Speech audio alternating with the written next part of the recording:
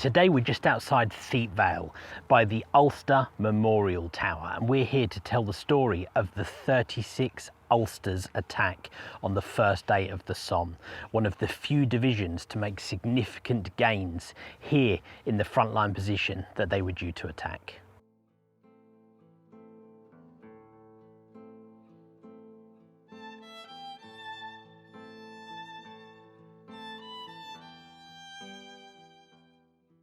On the 1st of July 1916, the first day of the Battle of the Somme, the 36th Ulsters attacked here in between Thiepval village and the Ancre Valley. They were to have some success during their attack, and they were one of the few divisions to actually make decent gains as they moved forwards on the morning of the 1st of July. Today we're going to take a look at where they attacked, we're going to take a look at the Ulster Memorial Tower, and we're also going to go on a tour of Thiepval Wood, where the Somme Association here have dug out some of the original trenches where the men of the 36th Ulster Division attacked from on the first day of the Somme. The Ulster Volunteers were a unionist militia founded in 1912 to block Home Rule for Ireland. In 1913, they organised themselves to form the Ulster Volunteer Force. Sir Edward Carson, one of the Unionist leaders, put out an appeal for men to come forwards and join for military service. Lord Kitchener had hoped that he would be able to get enough men to form a brigade, that's 3 battalions. In the end, he managed to form a whole division of volunteers, that is 3 whole brigades.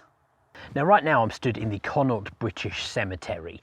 We're just ever so slightly down the road from the Ulster Memorial Tower behind me. Thiepval Wood is on this side of the cemetery. The British front lines were just in the edge of the woods here, and on the first day of the Somme they would have to attack across here against a very strong German defensive position known as the Schwaben Redoubt. The leading battalions of the 36th Ulsters were ordered to attack here at 7:30 a.m. They were to advance from their frontline trenches towards the German positions. Now, something slightly different in this section of the front line is, rather than the traditional kind of over the top from the frontline trench that was adopted in many sections of the front line here, the men of the 36th Ulsters actually crept forwards out of their trench earlier than 7:30. They've moved forwards across this land in front of us here, where the cemetery is, to the edge of the sunken road that is probably about 50-100 yards maybe in front of their frontline trench, and we're going to go take a look at that position just now.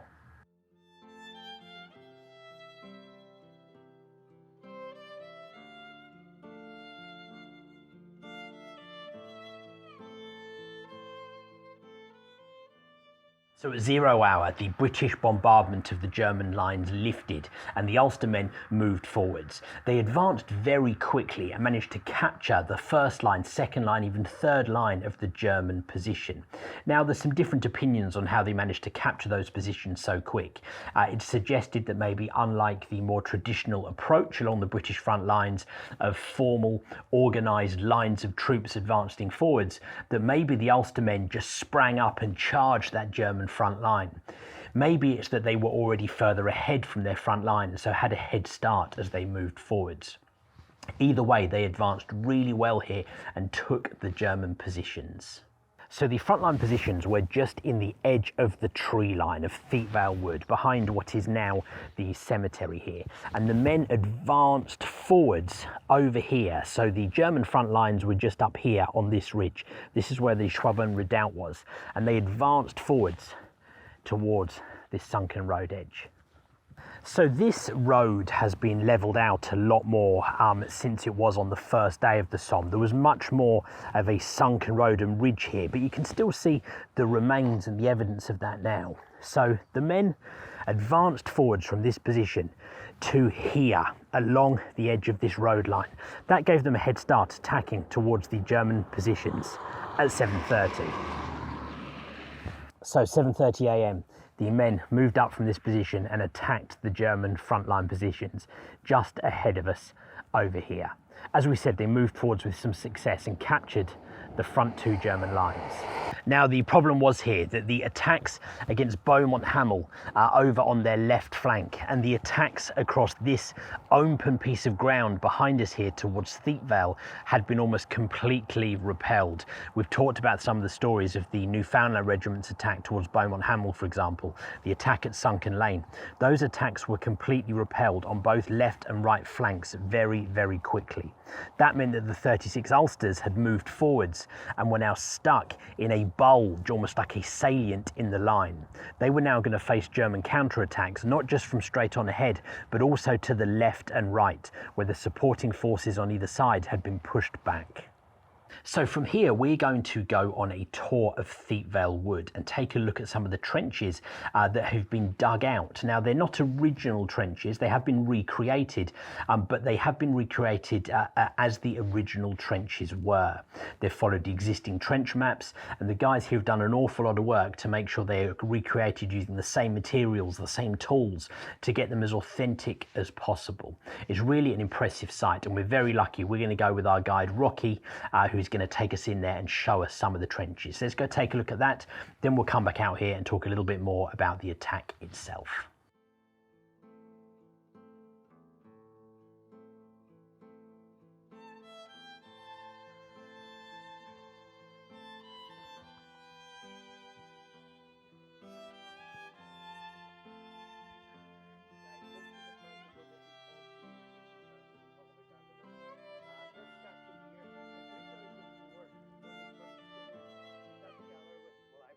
The aim back in 2004 was authenticity. We need to keep these trenches as authentic as humanly possible, as they would have looked back in the day, using only the equipment were humanly possible that the soldiers would have had available to them. And everything you see here now would all been available to the soldier. The barbed wire, or the sandbags, the wire, the Wrigley tin, the duck boards. The only thing they probably wouldn't have had would have been these large pickets that are holding the wire back. They would have used tree trunks, and I'll show you evidence of that when we go round the corner. So this is an authentic front line, one section of a front line trench. This trench goes from the edge of the wood there, the whole way along the front and down to the banks of the River Ancra. So this is only one section of it that we've dug out from the trench maps.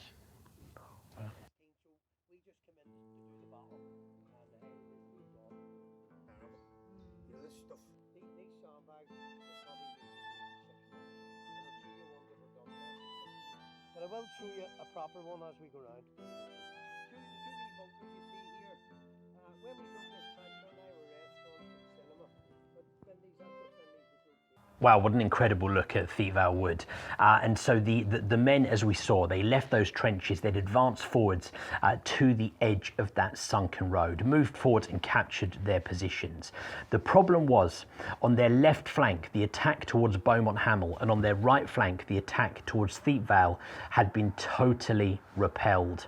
That meant that the Germans, either side of them, to their left and right, were able to turn their fire on the advancing Ulstermen who had moved forwards and captured their positions. That inevitably meant that they got pushed back, and by the evening they had to withdraw. I won't use the word retreat, tactical withdrawal is probably the better way to describe it, but they had to withdraw back across this land here, back to their original frontline positions in Thiepval Wood.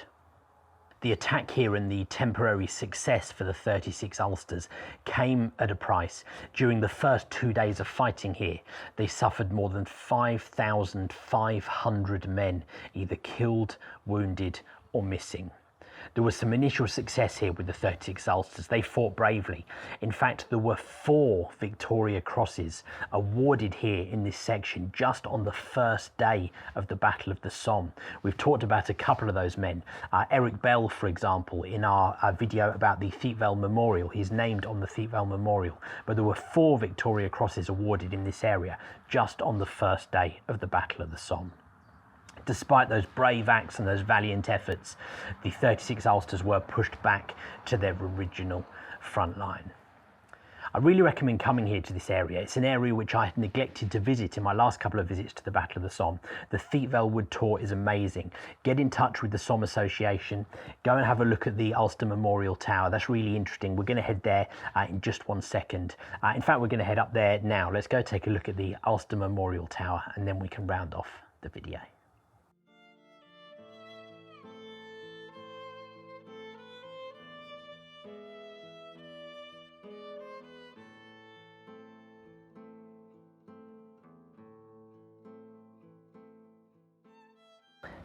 So we just come slightly further up the road now, Thiepval Wood, where we were by Connaught Cemetery just down here, and we've come up here to the Ulster Memorial Tower just here behind me. So the tower here was opened in 1921. It was built very soon after the Great War, and it's actually based on another tower in Northern Ireland called the Helens Tower in County Down. And this is the Ulster Memorial Tower here on the Somme. So as a memorial to the 36th Ulster Division and other men of Ulster who served in the Great War, this is the Ulster Tower. So there's the tower. It's actually 3 stories. The bottom is a room which we're able to go into, and the top 2 actually are used as a small apartment for some of the people who work here and do the tours. Okay, so in the lower room of the tower is set up almost as a kind of room of remembrance.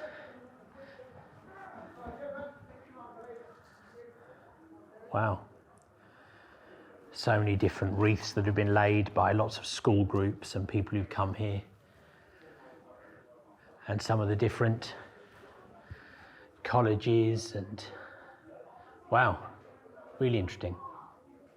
One of the things I always find interesting here, we're just signing the visitors book, and there are people in there who have come from all different places around the world to visit here. It's Czech Republic I've seen in there, Belgium, America, and of course Dublin, UK, Ireland.